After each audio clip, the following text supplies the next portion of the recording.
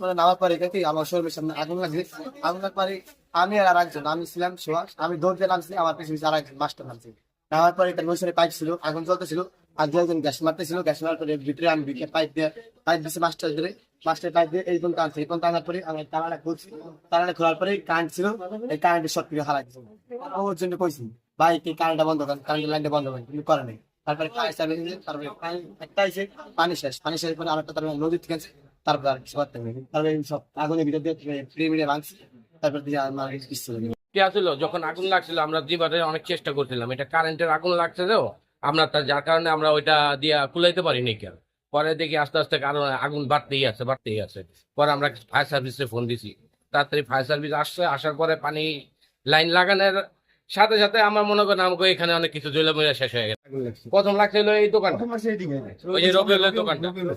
রবিউলের দোকানটা লাগার পরে রবিউলের পাশে এই যে এই দোকানটা লাগছে। এই দোকানটা লাগার পরে এই দোকানের কারেন্টের ইয়াতে আবার এই দোকানটা লাগছে রিফাতের। ঠিক আছে, যা এই বাজে আগুন লাইগা মনে করেন একটার পর একটা দোকান মনে করেন আমগো সব মাল সামানা শেষ হয়ে গেছে। আমরা ব্যবসায়িকরা সব দিয়ে দিই। শীতের মৌসুম বর্তমান চলছে, সবচেয়ে ভরা মৌসুম বর্তমানে।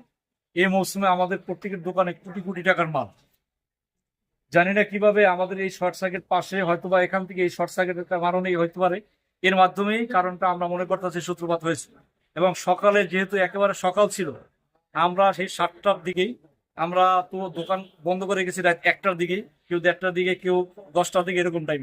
তো আমরা মূলত খুলির 9টা 9:30 বাজে তখন 7টার দিকেই আগুনের সূত্রপাত আছে এবং খুব দ্রুত ভাবেই আগুনটা ছড়াই বসছে। তো ফায়ার সার্ভিসের লোকরা ইনশাল্লাহ সব সার্ভিস দিচ্ছে, মাসাল্লাহ, আমরা একেবারে খারাপ বলবো না, কিন্তু তাদের কিছুটা গাফিলতি হয়তো আমরা লক্ষ্য করছি যে তারা চেষ্টা করছে। একটা দোকানের ভিতরে মূলত 3টা দোকানের ভিতরে মূলত আগুন ছিল। এই আগুনটা নিয়ন্ত্রণ করতে অনেক লেট হয়েছে। এইখানটা কাছে যেহেতু আমাদের ধারণা ছিল যে ওনারা খুব সহজে আগুনটা নিয়ন্ত্রণ করে ফেলবে, কিন্তু আমরা দেখলাম ওনারা নিয়ন্ত্রণ করতে পারে নাই। ভিতরে হইলে সেটা আমরা নিতাম যে আসলে ভিতরে আগুনটা নিয়ন্ত্রণ করা একটু কষ্ট, কিন্তু একেবারে রাস্তার কিনারে ওনারা নিয়ন্ত্রণ করতে আমাদের কাছে মনে হয়েছে কিছুটা ওনারা গাফিলতি ছিল। তারপর আলহামদুলিল্লাহ আমরা ওনাদের কান্দাকাটি করছি, জোরাজোরি করছি, ওনারা আমাদের ধমক দিয়েছে। তারপর বলছি ভাই আল্লাহর রাস্তে একটা দোকানের আগুনটা আপনাকে নিয়ন্ত্রণ করে দেন, আপনার আর কোন আগুন নিয়ন্ত্রণ করতে হবে না। ওই দোকানটা আগুন প্রচুর তখন ছড়াই পড়ছে। এ আমাদের প্রচেষ্টা এবং তাদের প্রচেষ্টায় সম্মিলিত ভাবে ইনশাল্লাহ মোটামুটি আগুন নিয়ন্ত্রণ আসছে। আমরা আল্লাহর কাছে শুকরিয়া, আলহামদুলিল্লাহ। আল্লাহ পাক আমাদেরকে কমপক্ষে মার্কেটটা রক্ষা করছেন। 3টা 4টা দোকানের কোটি কোটি টাকার মাল নষ্ট হয়েছে, পুরা গেছে, কিন্তু তারপরেও আমরা সম্মিলিত ভাবে এখানে নিচতলায় 85টা দোকান, অন্যান্য দোকানগুলা আল্লাহর মতো সেফ পাইছে। 3-4টা দোকান এখানে পুরা গেছে। তো আল্লাহর কাছে শুকরিয়া। ফায়ার সার্ভিসের যে অভিযোগটা যে মার্কেটে পর্যাপ্ত পরিমাণ ফায়ার এক্সিস্টের ব্যবস্থা নাই, এই বিষয়ে আপনি কি বলবেন? আমরা এই মাসে আমি নিজে এই মাসেই 8-10টা ফায়ার স্টিং আমরা আনছি। না, এক্সটিংগুইশার না, শুধু মনে করেন আপনার এই সমস্ত মার্কেট গুলোতে জায়গায় জায়গায় মনে করেন আপনার যে 6 ইঞ্চি যে পাইপটা আছে, হ্যাঁ, পাইপ লাগাই জায়গায় জায়গায় পানির ব্যবস্থা করতে হয়। এই বিষয়টা আপনাদের নাই? হ্যাঁ, করা হয় না, এটা কথা ঠিক আছে, আগেই করা হয় নাই।